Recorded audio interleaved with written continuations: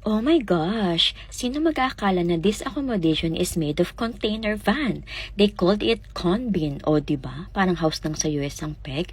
Look at this spacious veranda na sobrang ganda niya, guys. At pagpasok mo dito sa loob, dito sa right side, meron ka agad na may kitang room na merong sofa bed. At konting lakad lang, may kita mo itong sobrang cozy living room na ang ganda-ganda niya.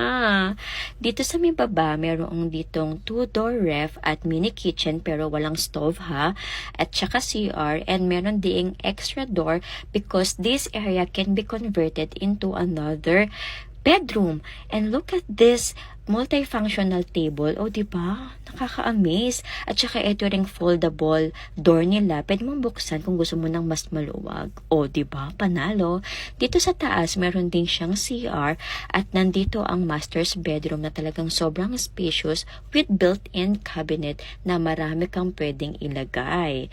Dito sa taas, meron ding isang living area na perfect for family bonding and friends. At wait, there's more. Meron pa ditong loft bed na kasya ang 6 to 8 person. O, diba? Ang ganda-ganda niya. And look at this top view. Sobrang nakaka-amaze. At syempre, ang chandelier dapat may exposure.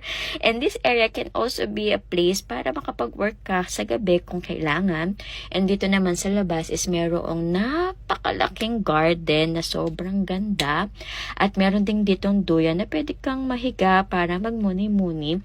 And dito naman sa right side is meron ding nakaset up na tables and chair na pwedeng mag-banding sa labas. At ang pinaka-favorite ko, syempre, ang bonfire area. Kaya naman, sobrang daming pwedeng ditong gawin kinabukasan. Kaya samahan nyo ako, guys, to explore this beautiful resort. Dito lang yan sa Bulacan. At wait for part 2! Bye! Ayun na!